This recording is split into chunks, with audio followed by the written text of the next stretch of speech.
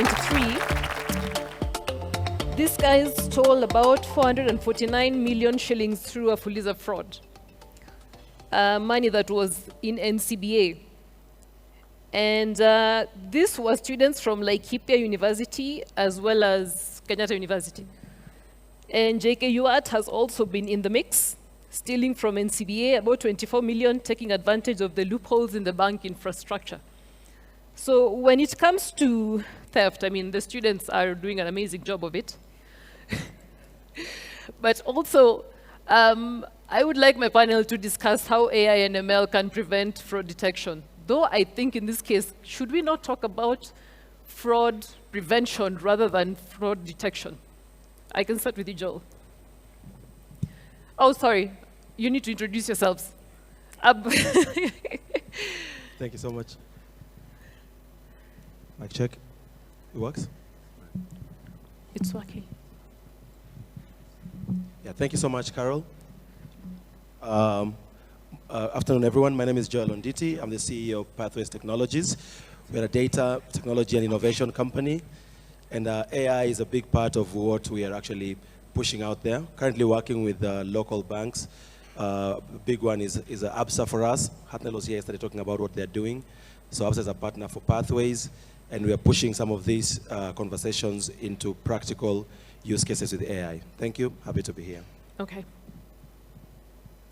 Good afternoon, everyone. My name is Simeon Ruto. I'm the Group Head of Forensic Services at Britam. My major role is to fight fraud, both in terms of prevention, detection, and investigation. I have been with Britam for 8 years now. Previously, I worked in one of the banks for a period of 5 years. Thank you.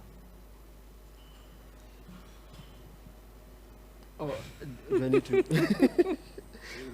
Okay, we all know Michelle. Chris? Good afternoon. Yeah, my name is Chris Akolo. I'm the Regional Business Development Director at Juicy. I've met a lot of people and they've asked me, you know, how comes, what is Juicy? I believe at the end of this session we'll be able to learn more. But Juicy is a global and anti-fraud and risk management company. Of course, it's driven by data, and Peter had mentioned something to do with governance, so I need to mention early stage, Caro, if you allow me, is that we do not use personal data. It's about non-personal data, of course, powered by AI. Thank you so much. All right. Joel, please. You had mentioned that it's better to do fraud prevention than detection.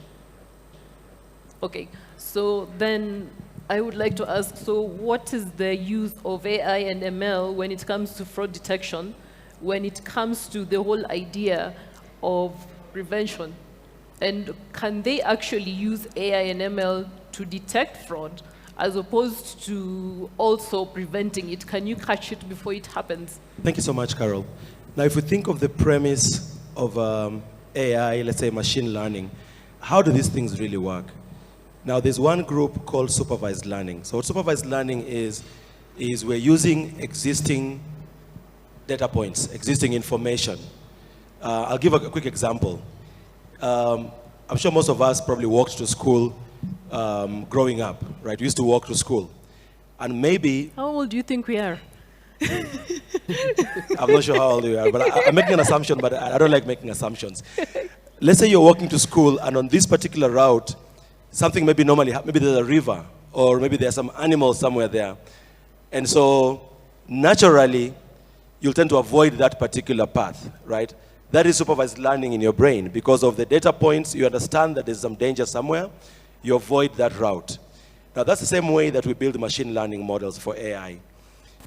Based on occurrences, the system builds an understanding of a certain, let's say, premise, and then we are able to predict what's going to happen. So in the same way, Carol, and this is in terms of training even localized models. You know, we keep buying things from India, from the US, from wherever. Those tools have been trained using data points from elsewhere.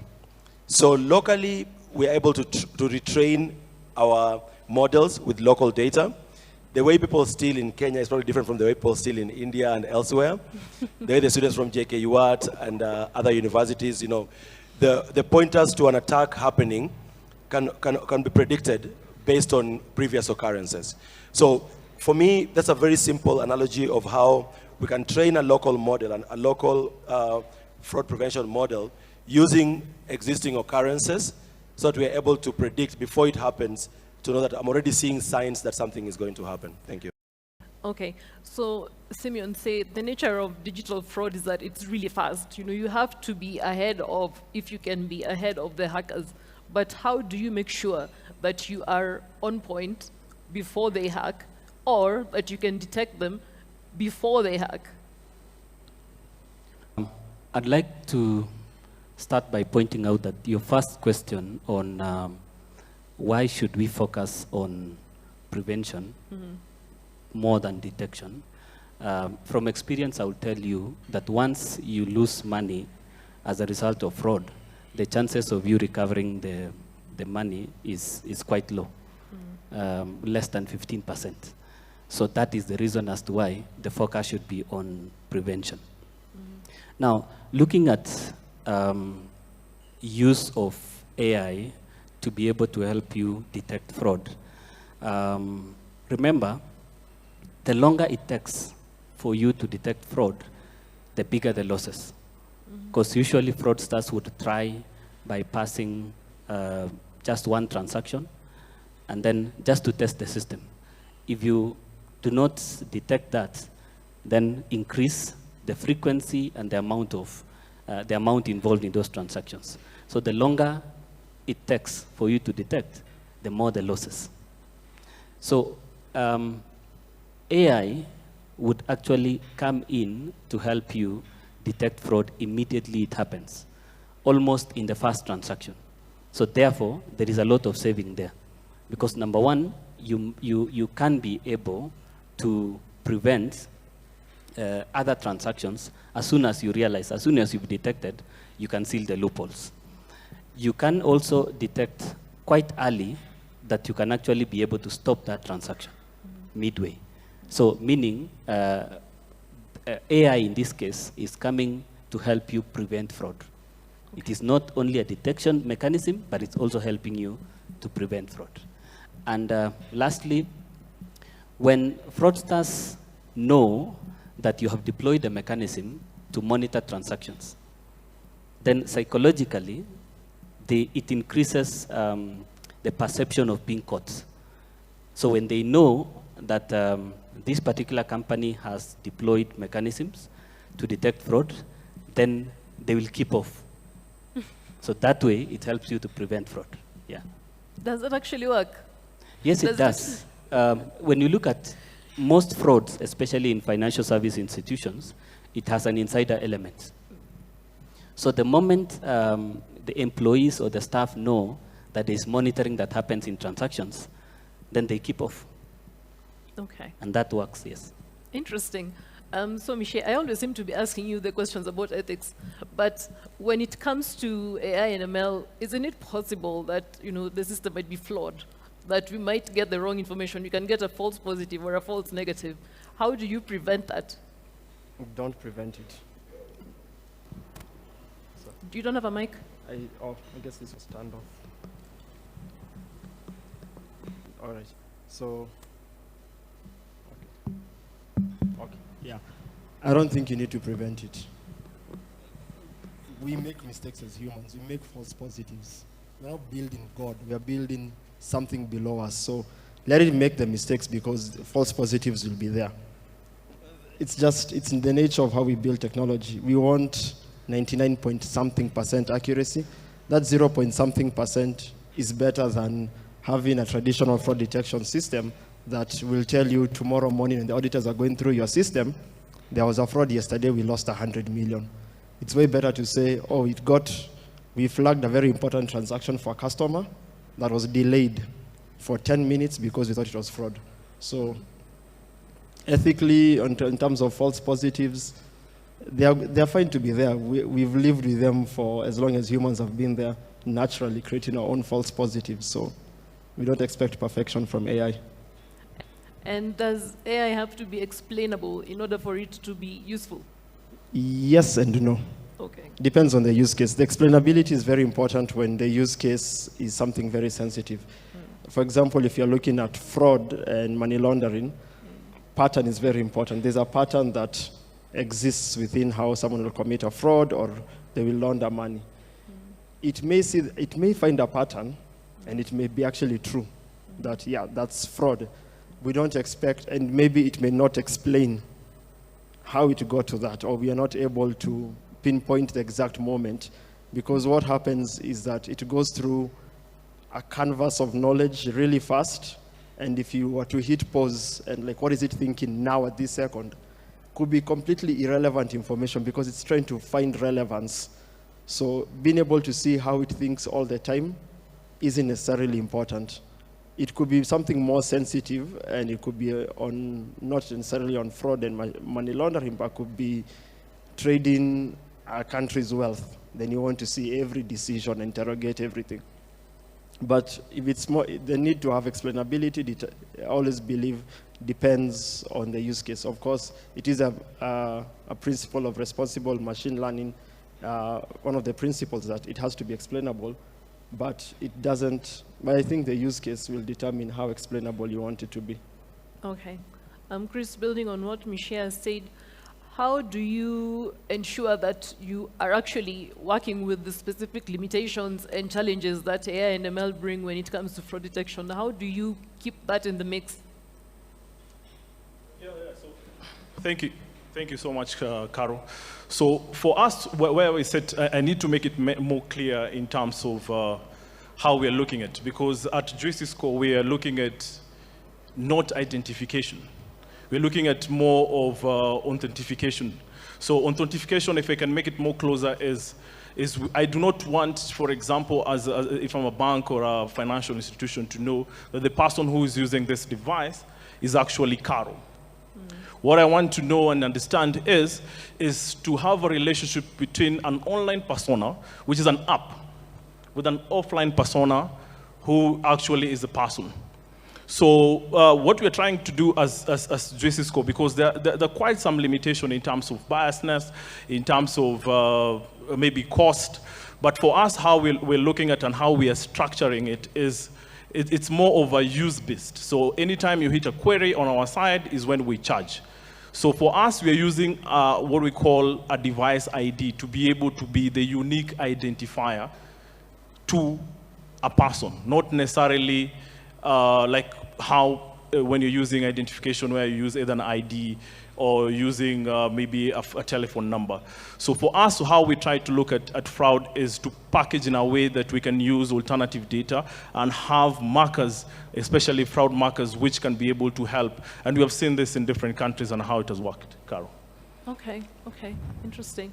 As Harry would say, you can send an invoice after this, all the juicy stuff.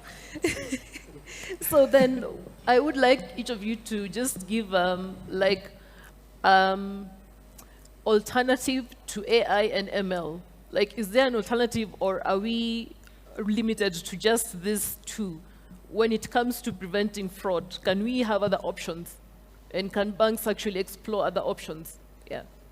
Thank you so much, Carol. So for me, in terms of where we're moving as an industry or as a world on this digital journey, I think, I find it really hard to see how to replace AI and ML. Of course, there are other ways to prevent it. Of course, training our people on how to identify, phishing emails and things like that. But for me, I think AI ML is really the answer to detecting fraud. The reason I say that is because the nature in which fraud is perpetrated in today's world is that people are always thinking of other ways to hack or to scam or to defraud people and organizations. So as they're changing their tact, as they're coming up with new ways, we need a mitigation strategy that is also changing. Now, typically we were buying something, we used to buy we used to buy maybe an off-the-shelf solution and plug it there, and then it sits there, right? Or an antivirus that maybe is patched once every, so often.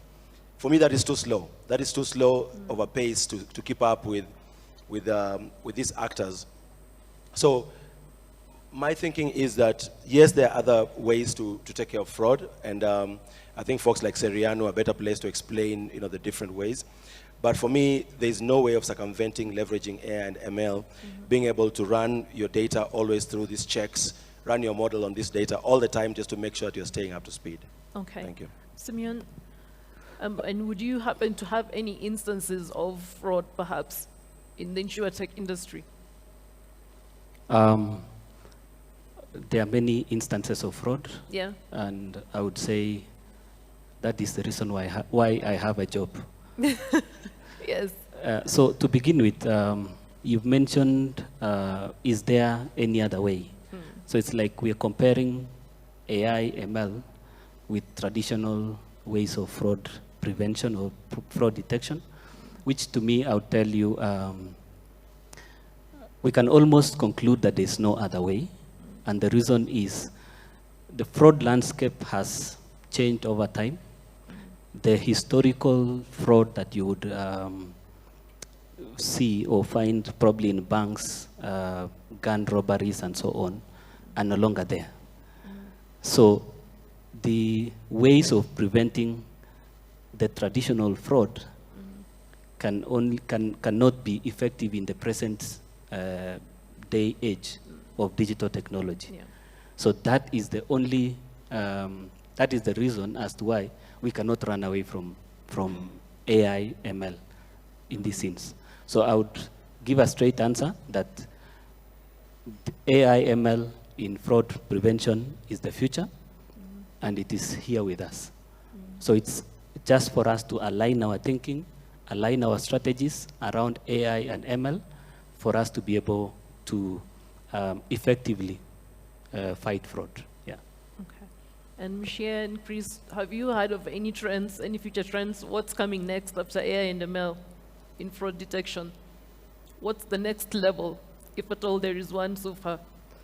The next level is, well, it's cutting across the entire spectrum of AI, but that's now something within neuroscience called epistemology, which is the theory of knowledge. Right now, any single model on its own currently does not have a theory of knowledge. Even when we use these chatbots and we think, oh, they're very clever, they're very smart, there is no theory of knowledge that exists within them. They only have something, most of them are built off of transfer learning, where they have neural networks similar to what happens in our brains and the different learning methods. That would be the next thing. And that will then allow AI to take a new step forward, which is it's able to learn while it's in use. A lot of the models we have now, you deploy the model, it's as good as your software. It will sit there. It has its knowledge. It will use its existing knowledge, compare what's going on, tell you this is fraud, that's not fraud. A new mechanism for fraud or money laundering will come in. It will bypass your AI solution. Then you have to unfreeze your AI solution and then train it on this new data set and then deploy it again, which then makes it sound like the traditional software where you have a set of rules and heuristics that if money moves between here and here, fraud, and then someone can move from point A to C, then back to B. Then you add that as a new rule. We are still in that space with AI, but it's a lot faster and smarter than the traditional tools. Once it's able to learn at the same time that it's practicing, which is what humans do, and a lot of animals which we believe have a theory of knowledge do, that's the future. And it will cut across not just fraud and money laundering, but it will cut across all use cases for artificial intelligence. Okay. Yes, please proceed. For me, I can't agree more with the gentleman, Joel Ruto, in regards to the future is now in terms of AI. Remember, what we're doing here is we're trying to be more proactive other than reactive. So for you to be able to be proactive, what it means is you have to have real time for you to be able to detect fraud. So for me, in terms of what just Carlos mentioned in terms of future, I'll just tell you something that is very important and what we have seen in the market. There's something which is called a software called randomizers. So what it does is It's more of an online fraud. So what it does is you can be able to thwart your device fingerprints. So what it does is they do it and then push it to other objects or device, and where they can use one device to commit quite a number of fraud. So if I can just repeat the same question Carol was asked in terms of AI, if you have alternative, the only way to do that is to have an AI and have one of the best device ID. So for us as Cisco, we have 29 proprietor fingerprints, which can be tested. I think it's one of the best in the world. And in terms of randomizers, before, and this happens in milliseconds, we do like 360 checks to be able to detect. So this is just one type of fraud. There's so many. There's account, there's identity, there's multiple fraud, which is very key. And at times when people talk about identity, this is it's not about just the device. It's also about your life. So for me, there are two things in terms of having a strong device ID, which is independent from Google. So this thing of IMA, which is independent from the manufacturer. So this is something that we need to push in the market. The other thing is on alternative data, because data is key. You can have a very good system or AI, but if you do not have high data value, then it becomes a problem. And somebody told me in a panel one day that we should not start calling it alternative data, which now for us, we use device data. We should call it the data. Okay. And just 30 seconds to wind up for every one of you. Yes. Thank you, Carol. To the audience, for me, the whole space of data, AI, ML is here with us. So the sooner we open our eyes to it, the better. The saying about, adopt or die. So we have to open up our eyes and say, the space that I'm playing in, if I'm in security, if I'm in compliance, if I'm in finance, how is data and AI, being used in that space? There's talk about AI will replace my job. Will it replace your job? It doesn't have to if you are the one playing in that space. So the big one is to open your eyes and play in that space. Thank you. Okay. I think for me, I'll almost repeat what is just said, that AI is here with us, and the safest option for us is to adopt, to embrace, and find a way to have it fit within what we are doing. I know for sure when it comes to fraud detection, fraud management, there is so many possibilities that AI and ML can do for us, including running the show, where we just there to spectate.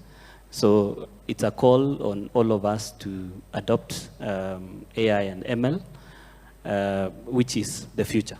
Thank you. I'd like to speak on a few use cases that I think maybe as the financial institutions in the room you can take up. Computer vision can actually go a long way, especially for banks, because banks have decided we can't abandon checks, so fine, checks will stay. Now we can tell fake checks because we can tell they're fake. At least the check scanners are able to see that. What happens if it's your actual check from a leaf from your checkbook and someone has forged your handwriting and your signature? OCR, especially on computer vision, goes a long way to solving that. Customer may walk into your branch, their body language through computer vision can tell you, maybe be careful of this transaction or something of the sort. So there are quite a lot of use cases. I think look at what's already been done and then look at how you can leverage off of that, because the use cases for how you could just prevent fraud isn't just limited to the instant of transaction. It could be even the emails that your people are receiving through sentimental analysis. Are these emails in a form of way trying to confuse the person, trying to coerce them? Does this language sound different from the actual person who normally sends these transactions, who sends this request for transactions through email? Then my last point would be, once you have these AI solutions, it's very important to keep retraining them. Unlike traditional softwares where you set up your rules like on a firewall and you can walk away, but you shouldn't, and you walk away and you're like, life is rosy, I have my firewall. AI tools degrade over time. The accuracy reduces. There's a word that starts with the letter E. I've forgotten it. That explains that. So you need to constantly have to have a strategy or a plan on how you're going to retrain it, not just when there's a new fraud mechanism, but just when it starts to lose its accuracy. Yeah, for me, I'll just extend it to where Michi is left in terms of a use case. So for example, in Mocha, which is one of the biggest BNPL in Central Europe, we managed to save them around 20 to 30% of all the application. So in terms of numbers, we're looking around 500,000 USD. And we had a chit chat with Michi yesterday, and in terms of just giving value, is in fact, we do not need to extend it to the customer, because if you look at the return of investment, what you're getting in terms of return of investment using our AI-powered model is something that will save you. And the other thing I need to mention also is we're not on fraud only, we're also on credit risk. So what happens is we can use the AI model to be able to build and complement. Here is complement your own scoring model, and based on the numbers, we can be able to add around 5.20 of your Gini score. So for me, I think, given the fact that I work for Juicy Score, we do not just tell you these numbers, we also tell you to test the Ferrari. So that means is you can be able to have a free POC that you can be able to look at the returns. Thank you. Oh my God, I feel like I just gave you opportunity to advertise Juicy Score since we came here. And I should give them equal opportunity to push for their products. Well, thank you so much, everyone. It was Vimal Shah who said that instead of having a fixed plan, you need to learn how to respond. So you need to be more responsive rather than reactive. So with AI and ML and fraud detection, that seems to be the consensus. You need to be responsive. Thank you so much, and you are free to go for lunch. All right. Shake hands, yeah.